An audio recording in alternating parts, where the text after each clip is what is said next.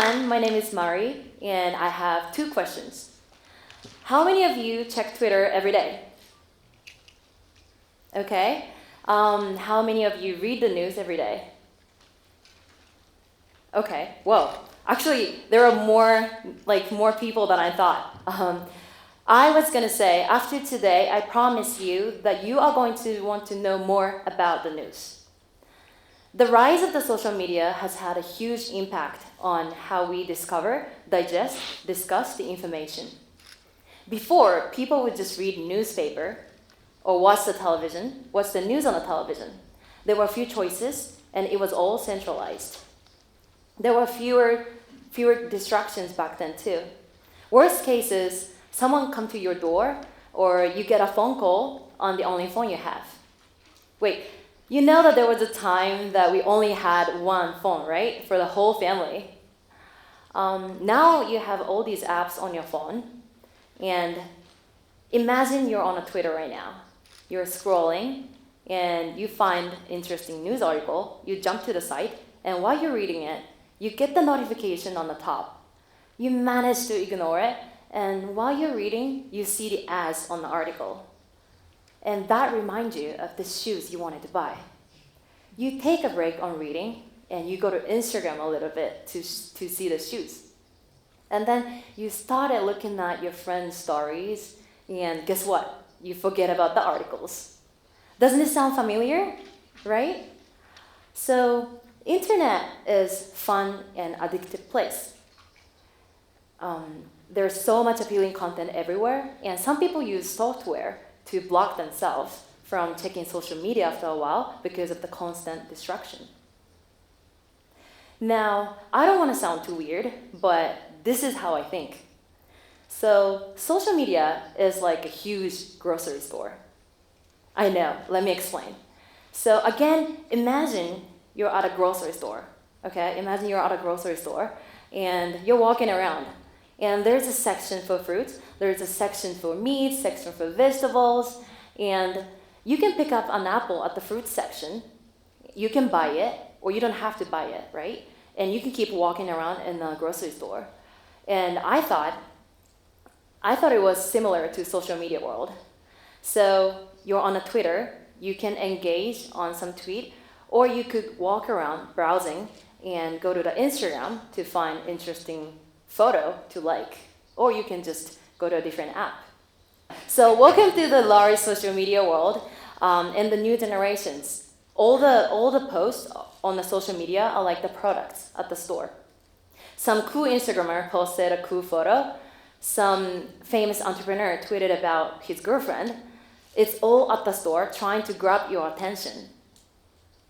And in this scenario, I thought soybeans is like news post. It's not shiny, it's not fancy, it's not new.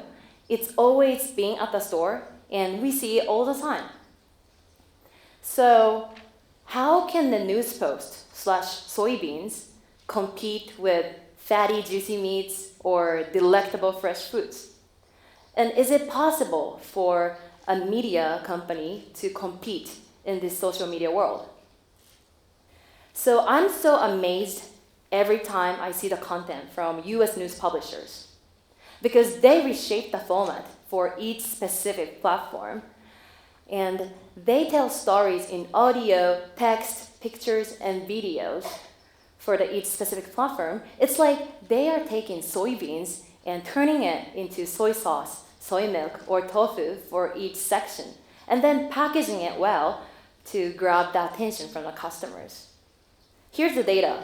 So according to the Nippon Foundation, 18-year-olds who live in Japan answered, 39.8% of the time they get the new information from social media, and about 36% from online website, and about 15% from newspaper. And I thought the number for the social media would be bigger, but yes, and newspaper, 14.8%. However, when they're asked which source they trust to get the new information, their answers are very interesting. So 37.3% of the time they trust the information from newspaper, and 16.5% from online sites, and only 10.6% from social media. So 40% of the time, 18-year-olds get the new information from social media, but 90% of the time, they do not trust it.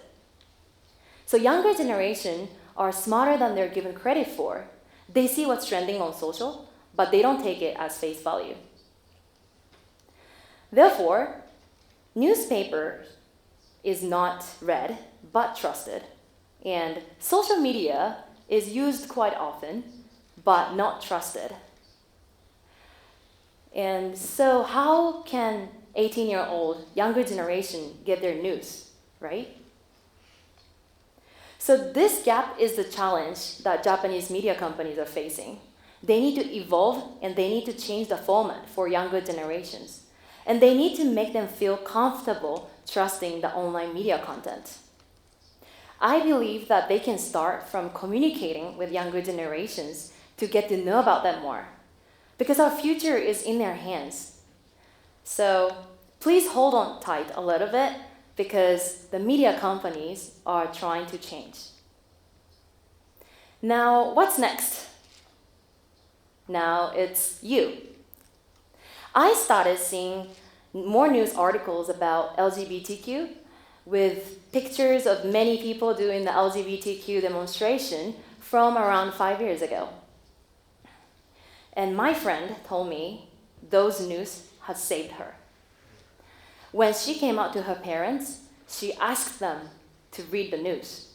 She told them 8.9% of Japanese people are not straight and that it's not so rare. So then she used the news and the power to tell them. And another friend of mine, he read a lot of news about China and their advancement of technology. He was going to work for a Japanese company, but decided to learn Chinese and moved there. So the news has changed his life. So we can be more aware that we're in the news. We should be more aware that we're in the news. News is about you and your life and your future. Because fundamentally, news is about people, us, you. News is about everyday heroes more so than it is about politicians and celebrities. And newsworthy things created by people affect others, including you. So we see what's happening outside, and we can learn from it. Why do you think it's bad? What should we do in the future? If you were that person, how would you see things? News is always about someone, and it actually could be you.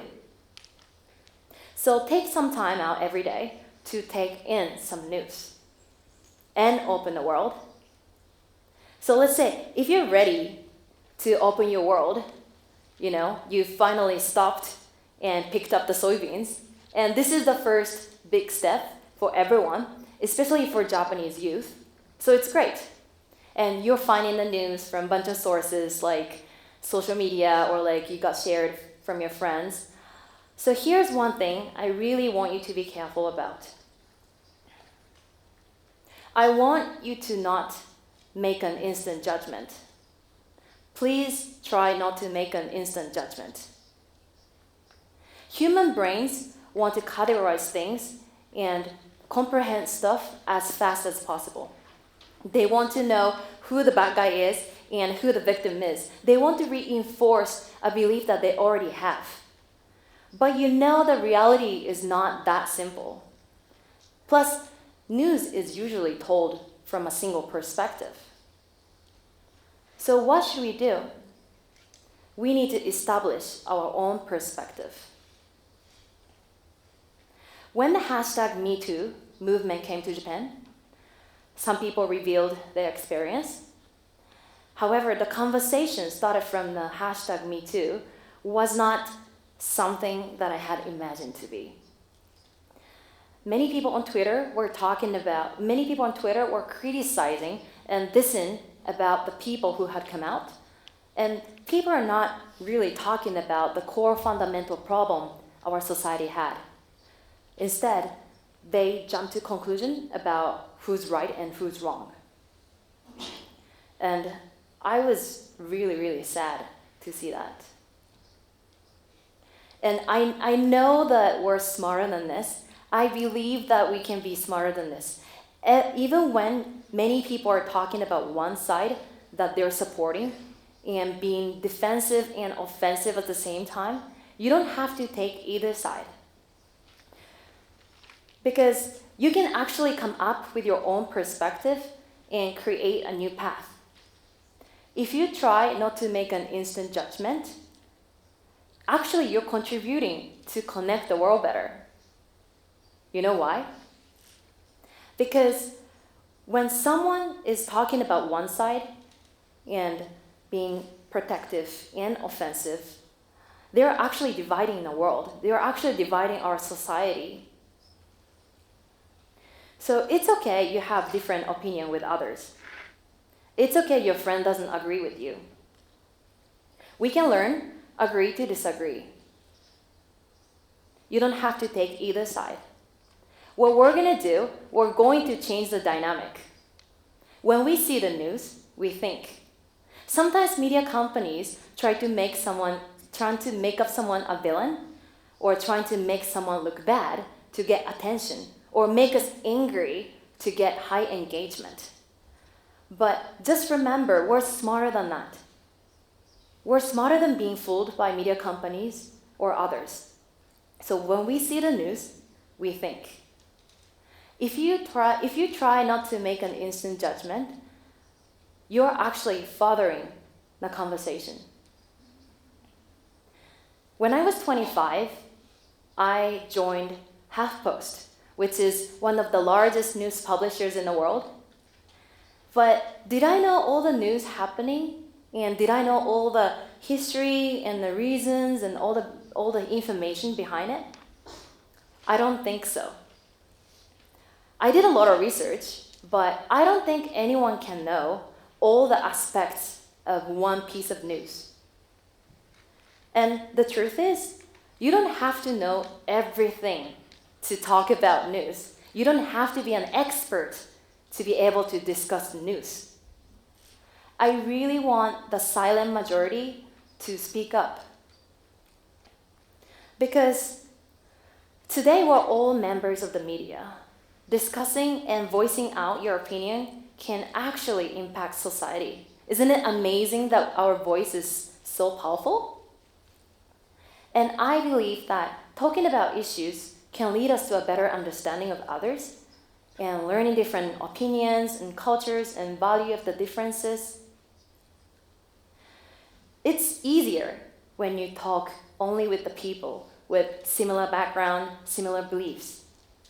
However, with the world becoming more diverse and global, there will be plenty of issues like discrimination, classism, nationalism that we will have to face. We will have to accept the changes and problems that come with it.